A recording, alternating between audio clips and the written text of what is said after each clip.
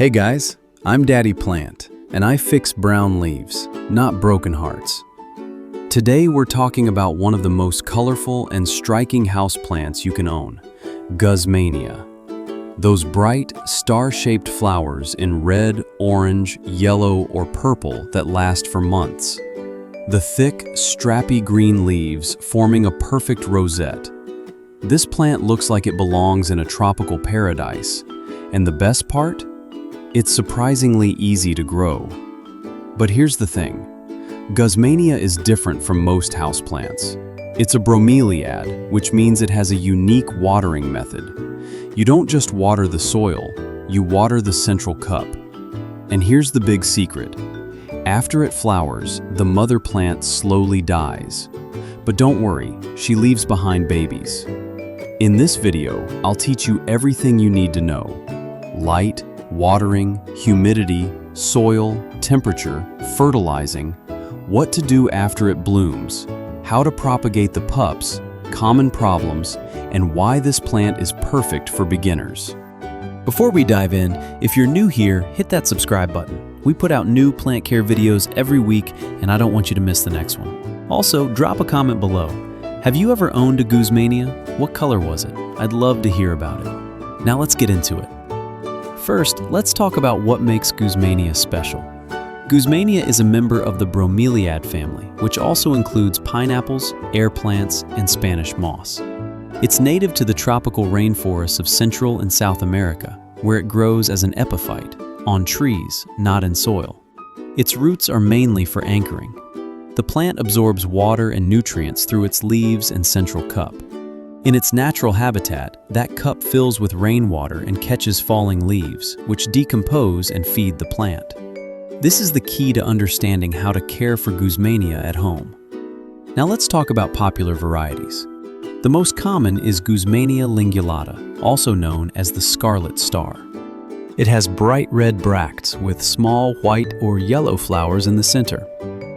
Guzmania torch has red and yellow flower spikes. There are also varieties with orange, pink, purple, and even deep purple bracts. Some have variegated leaves. The flowers, or more accurately the colorful bracts, can last for 3 to 6 months. After they fade, the plant will start producing pups at the base. Now let's start with light. Guzmania prefers bright, indirect light. It can tolerate lower light than many other bromeliads, making it a great choice for offices and rooms with less sun. An east or west-facing window is perfect. A north-facing window works too.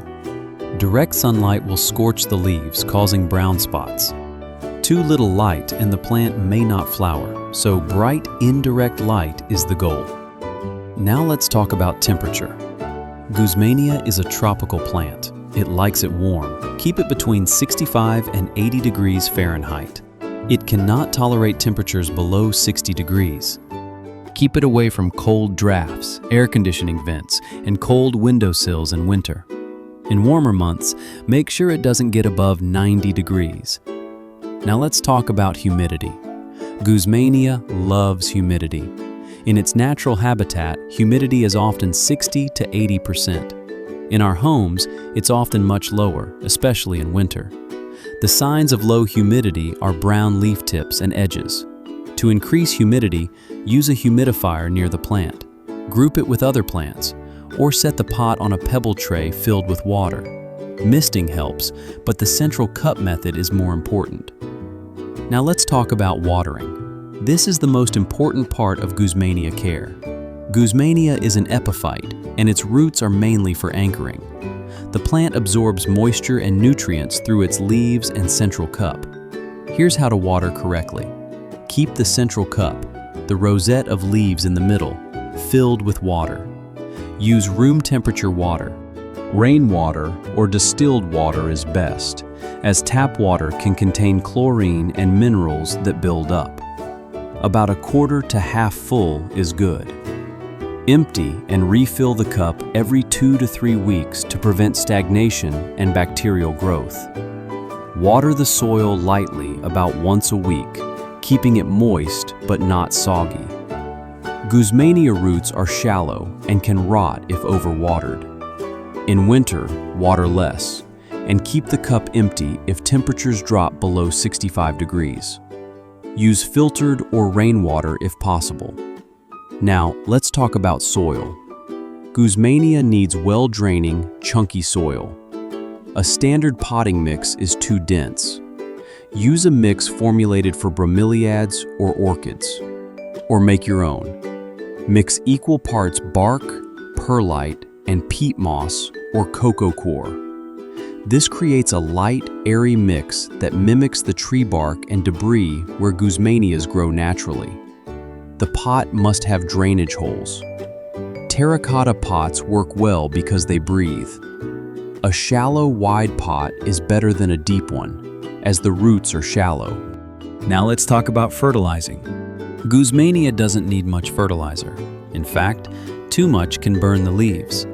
During spring and summer, you can feed it lightly every 2 to 4 weeks with a diluted liquid fertilizer. Use a fertilizer formulated for bromeliads or orchids, diluted to half strength. Pour it into the central cup. Do not fertilize in fall and winter. If you're unsure, don't fertilize at all. Guzmania can live on water alone. Now let's talk about what happens after flowering. This is the most important thing to understand about Guzmania. The plant flowers once in its lifetime. The colorful bracts can last for 3 to 6 months. After the bloom fades, the mother plant will start to decline. It will slowly die over the next 6 months to a year. But before it dies, it produces offsets, baby plants called pups, at the base. This is the natural cycle. Don't be alarmed. The plant is not failing, it's just completing its life cycle. Now let's talk about propagating pups. This is the best way to get new plants for free. When the pups are about 1/3 to half the size of the mother plant, they are ready to be separated. They should have their own roots or root buds. Use a clean, sharp knife. Carefully cut the pup away from the mother plant, making sure it has some roots. Plant it in a small pot with fresh bromeliad mix. Water it in and keep it in a warm, humid spot. The pup will grow and flower in 2 to 3 years. You can also leave the pups attached to the mother plant for a fuller look. The mother will eventually die, leaving a cluster of pups. Now let's talk about common problems. Let's go through them one by one. Problem 1. Brown leaf tips. Low humidity or chemicals in tap water. Increase humidity. Switch to filtered or rainwater. Problem 2. Brown spots on leaves. Too much direct sunlight. Move to a shadier spot. Problem 3. Yellow leaves. Overwatering or root rot. Let the soil dry out. Check the roots. Problem 4. No flower. Not enough light. Move to a brighter spot. Also, young plants take time. Problem 5. Mushy, rotten center. Crown rot from water sitting too long in the cup. Empty the cup. Don't refill until it dries out. Problem 6. Pests. Guzmania can get spider mites, mealybugs, and scale. Spider mites love dry conditions. Increase humidity. Use neem oil. Mealybugs look like white cotton. Wipe with rubbing alcohol. Scale looks like small brown bumps. Scrape them off. Problem 7. Root rot. Caused by overwatering or poor drainage. Signs are yellow leaves, mushy roots, and a bad smell from the soil. Take the plant out of the pot. Cut away rotten roots. Repot in fresh, dry soil. Water less. Here's where you come in. Drop a comment below. Do you have a Guzmania? What color is it? Have you ever propagated the pups? I'd love to know. Now let's talk about Guzmania in interiors. Guzmania is a stunning accent plant. Place it on a coffee table, side table, or shelf. It brings a pop of tropical color. It looks great on its own, or grouped with other tropical plants like ferns, calatheas, or philodendrons. It's also a great gift plant. The long-lasting blooms make it perfect for special occasions. Now let's talk about the life cycle. A Guzmania plant takes about 2 to 3 years to mature and flower. The flower lasts for 3 to 6 months. After that, the mother plant slowly dies. During this time, it produces pups. The pups take another 2 to 3 years to flower, so you'll always have a new generation of plants. Now let's talk about Guzmania in low light. Guzmania is one of the best flowering houseplants for low light. It can tolerate areas with less natural light, such as offices, bathrooms, and rooms with north-facing windows. In lower light, the plant may not flower as readily, but it will still grow and look beautiful. Let me give you a few quick answers to common questions. How long does Guzmania live? The mother plant lives for about 3 to 5 years, but it produces pups to continue the cycle. How often should I water Guzmania? Fill the central cup and refresh it every 2 to 3 weeks. Water the soil lightly once a week. Can I grow Guzmania in water? No, the roots need air. It's an epiphyte. It grows in soil or bark. Why are my leaves turning brown? Low humidity or too much sun. Increase humidity. Move to a shadier spot. When should I separate the pups? When they are 1/3 to half the size of the mother plant and have their own roots.